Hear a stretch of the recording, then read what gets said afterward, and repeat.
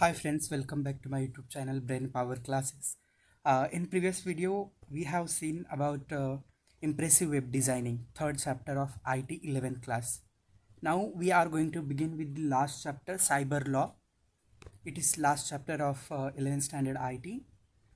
So in this book, we are going to see what is cyber law, what should be done against the cyber frauds, and IT Act introduction, does and don'ts, and what are the advantages of cyber law. So first we begin with introduction. Today we use computers for storing confidential data from various sectors such as banking, finance, health, personal property, etc. We also use internet for transaction of information related to these sectors.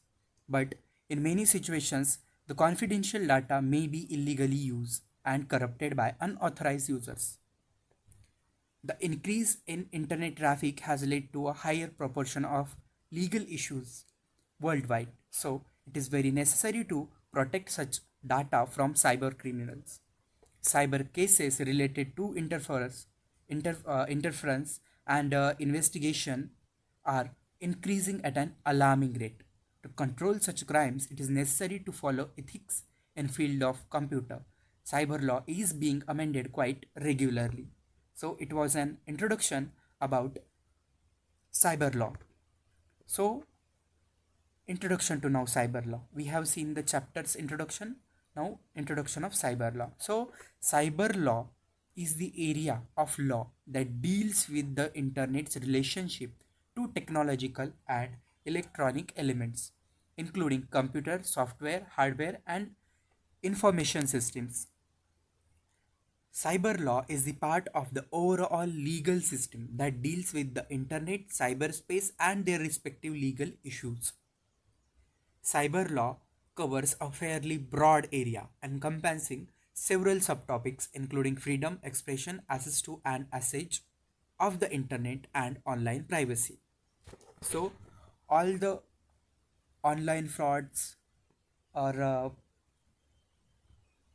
fraud calls, fraud messages, or hacking, all that comes under cyber law. Cyber law protects from that frauds.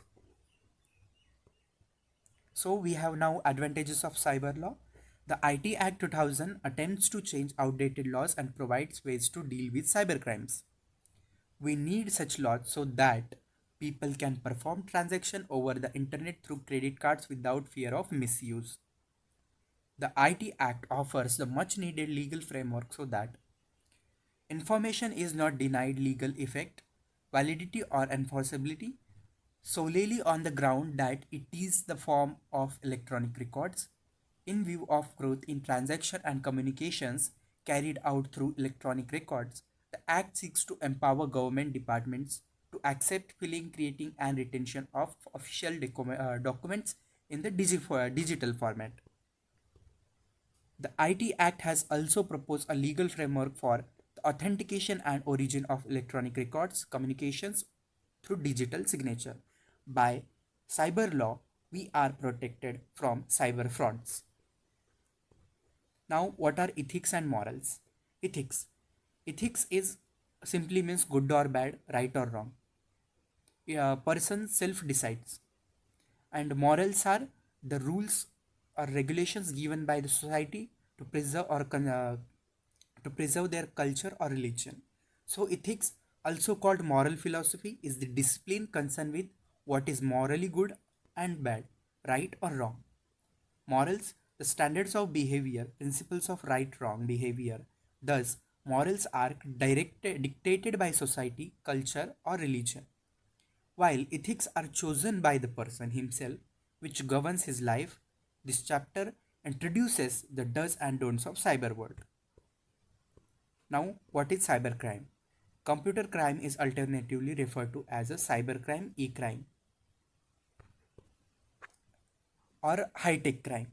Computer crime is an act performed by a knowledgeable computer user, sometimes referred to as hacker, who illegally browse or steals a company's or individual's private information. In some cases, this person or group of individuals may be malicious and destroy or otherwise corrupt the computer or data files. Cybercrimes can involve criminal activities that are traditional in nature, such as theft, fraud, forgery, defamation, and mischief, all of which are subject to the Indian Penal Code. Now, we are going to see further some examples of cybercrime. So, first, below is a list of different types of computer crimes. So, first is software piracy. So, software piracy is nothing but copyright violation of software created originally by an individual or an institution. It includes stealing of codes, programs, and other information illegally and creating the intimated copy or by unauthorized means and utilizing this data. It is simply means any others work copying and using illegally by showing that it's created by them. It is software piracy. Uh, Example, when you download a copy of a licensed software, for example, downloading game from the sharing website, file sharing website without paying for it is a software piracy. Next, we have unauthorized access. Gaining access without the user's permission is known as unauthorized access. Authorization means granting access right to resources which is related to information security, computer security, and to access control in particular sector. This is typically possible when the particular software service is purchased through legal and formal procedure. Attempting to get information like emails, bank account, intellectual or any other personal and confidential information from unauthorized person is known as accessing the machine illegally. So this is called unauthorized access. With permission, we can with authorized website or authorized person, we can gain access with the what resources we want. So some are examples of unauthorized access: hacking financial, bank account related information, stealing organizational intellectual information, illegal monitoring of information owned by the users, illegal use, break of login and password of other users, causing intention irritation to other users by means of damaging software and important information. So these are few examples of unauthorized access. So further we have copyright violation. Simply copyright means copying others' files or resources. A copyright is a legal right that gives the creator of a literary, artistic, musical or other creative work the sole right to publish and sell that work. Copyright owners have the right to control the reproduction of their work, including the right to receive the royalty payment for that reproduction. C is a copyright symbol. Now cracking. Cracking means by code we crack frauds crack passwords and they get access to the a particular information. So cracking activities such as decipher codes or passwords and breaking security systems for illegal reasons is called cracking. The cracker will use a program or a script known as a crack that has been written specifically to do what they are hoping to achieve. Now, cyberbully or cyberstalking. Cyberstalking is a criminal practice where an individual uses the internet to systematically harass or threaten someone. The crime can be perpet- uh, perpetrated through email, social media, chat rooms, instant messaging, client, and other online medium. They take our uh, pictures or other things which we post on Insta or any other social media platform. They take from that and they harass the people whose photos they had taken. This is simply cyberbully or cyber stalking. Now we have phishing. This is a technique of extracting confidential information such as credit card numbers and username password combos by pretending as a legal enterprise. Phishing is typically carried out by email spoofing. Fraud calls are received and they tell us that you have got lottery or they will message you or call from bank, and they take your confidential information showing legal authority, but this is illegal. This is called phishing. Now, plagiarism. Plagiarism is representing someone else's work or idea as your own without their consent. The widespread use of computers and the advent of the internet has made it easier to plagiarize the work of others. For example, plagiarism is found in documents such as essay, reports, etc.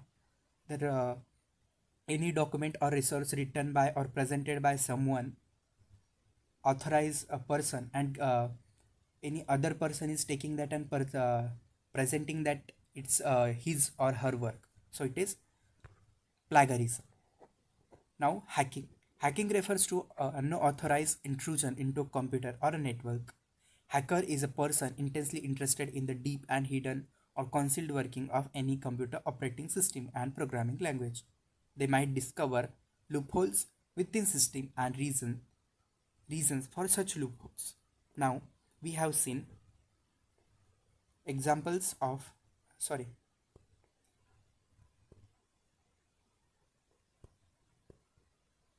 these were examples of different activities we have seen related to cyber law. Now we have next protecting ourselves from cybercrime. Now, some measures to protect ourselves from cybercrime. Cyber safety and security. Cyber safety is the safe and responsible use of information and communication technology. It is not just about keeping information safe and secure, but also about being responsible with that information, being respectful of other people online, and practicing good etiquette, internet etiquette. In recent years, all systems are exposed to internet. Hence, there is increased challenge in maintaining and protecting them from the attackers.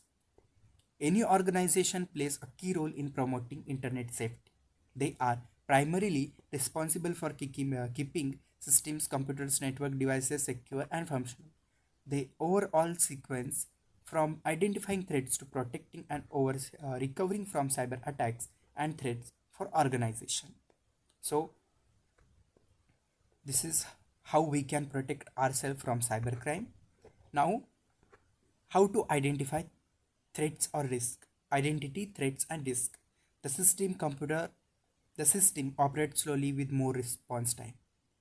If the system crashes suddenly and are unable to download updates, appearance of new unfamiliar icons or message on desktop. So these are few steps to these are few identity threats and risk.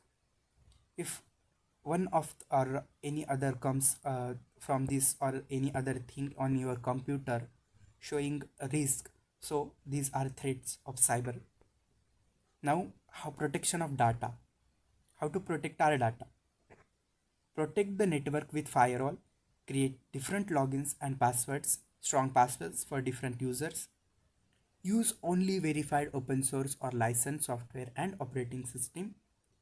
Prohibit use of personal devices on the network, such as personal USBs or hard drives. Protect your Wi-Fi connection with secure password, WEP encryption, etc. Encrypt the network traffic.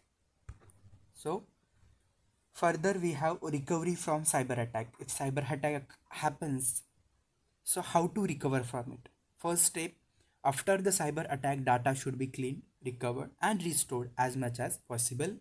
Second, investigation should be carried out with support from a professional expert. Measures should be taken to avoid reoccurrence of cyber attack. Now, educate your stakeholders, student, staff, etc. Introduce courses, lessons, activities for students and teachers on major components of cyber security and safety, so they will be aware of cyber attack. Now, does and don'ts for students in cyber world. Does, what should be done? So, does means adhere to copyright restrictions when downloading material from internet. Introduce including software, games, movies, or music. Download from only authorized assets. Don't copy the files which don't have copyright. So report online bullying immediately to the teachers and parents or someone whom you trust. Use a strong and unique password with combinations of numbers, uppercase and lowercase, letter and special characters. Obtain software from trusted sources. Always scan files before operating them. Check to see if the web address begins with https semicolon double forward slash wherever you sign in online. Connect only with known individuals. Think twice before you post, like, share something related to sensitive topics like politics, religion, etc. Report to that service provider immediately if the account is hacked. If possible, deactivate your account. Now, don'ts. What should be not done? Don't share your personal information, real name, date of birth, phone number, etc. unnecessarily. Don't send your picture to unknown person or share them on social media. Don't open emails and attachments from strangers. Don't respond to any suspicious email, instant message, or web page asking for your personal information.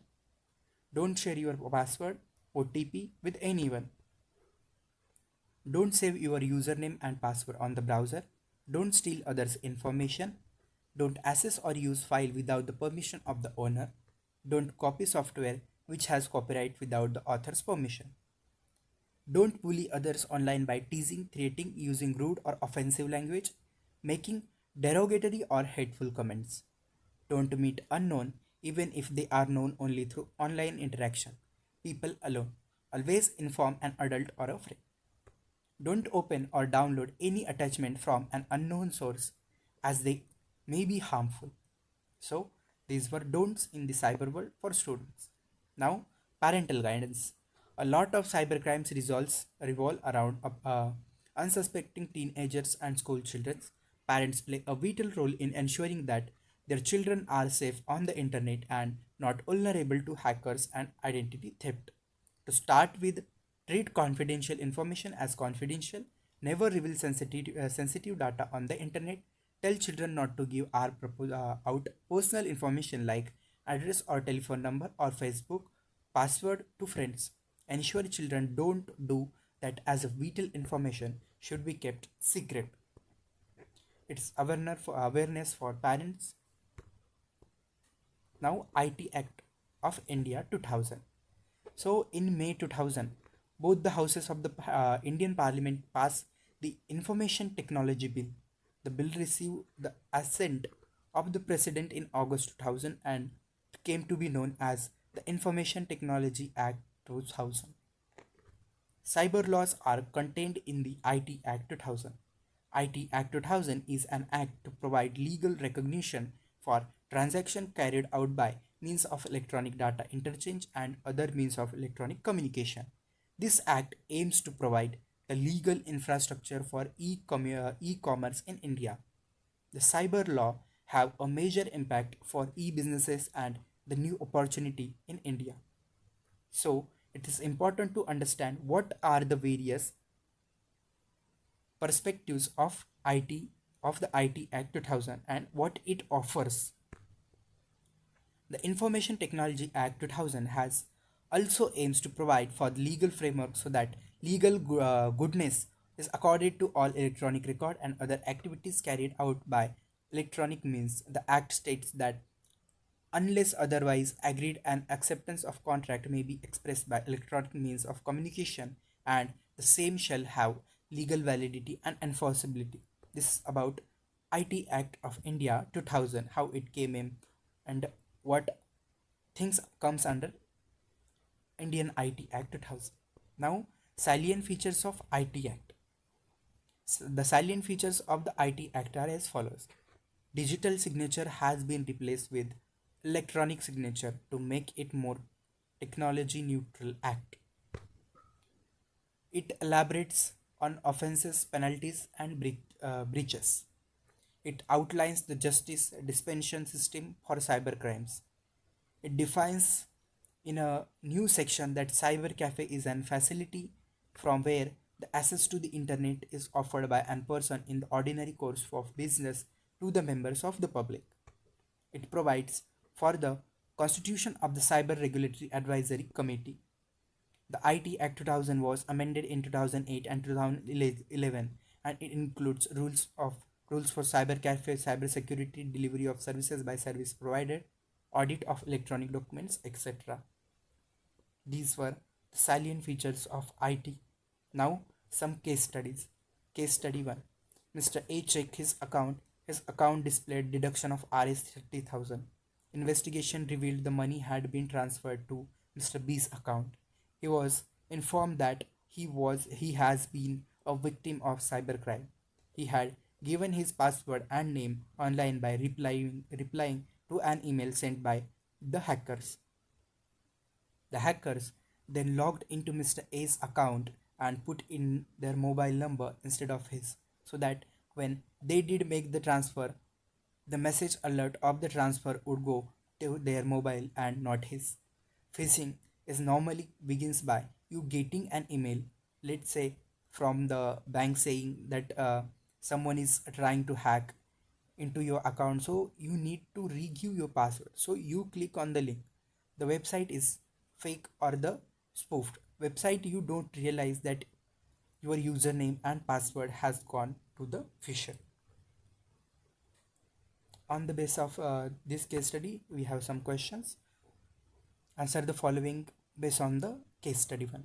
What type of cybercrime does the study refer to? This is phishing, normally carried out by emails. What does the term hacker mean? A person or an individual who is fooling people using computer and taking confidential information is known as a hacker. How did Mr. A become a victim of cybercrime? Mr. A got an email and he sent his password and name. Hackers use the information of hacking.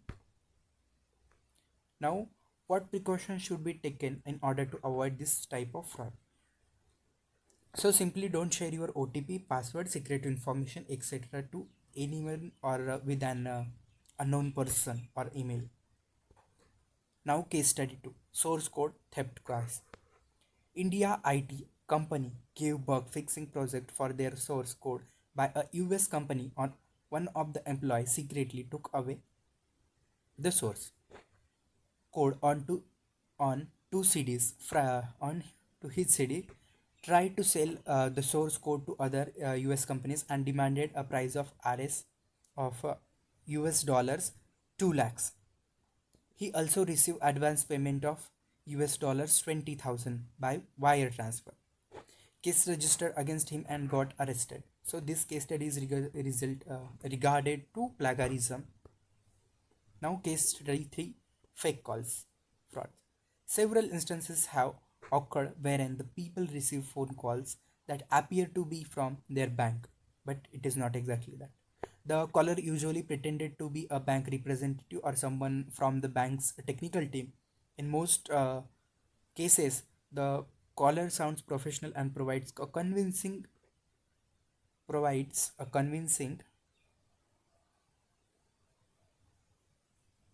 reason for calling the customer. After giving a false sense of security, the caller then tricks the victim into giving away their personal and confidential data such as one-time password, OTP, credit or debit card numbers. The card's CVV number, expiry date, secure password, ATM PIN, internet banking, login ID and password, ID and password and other personal information. With all such crucial information at hand, the fraudster can easily carry out illegal financial transaction using the victim's name. Students are encouraged to get more recent local case studies and discuss in the class. Now we have brief summary of the cyber law lesson. The increase in internet traffic has led higher level of interference and investigation at alarming rate. To control cybercrimes, it is necessary to give moral and ethical education to computer user. At the same time, it is necessary to aware users about cyber laws for such crimes. Cyber law is the area of law that deals with the internet, cyberspaces, and their respective legal issues. Cybercrime can involve criminal activities such as an unauthorized access to others, computer, copyright violation, cracking code and website, creating malware, software piracy, etc. Every computer user must follow the does and don'ts to live in this cyber world. Everyone should know the IT Act 2000 and its features to safeguard themselves from cybercrime. So here we have done with the lesson cyber law.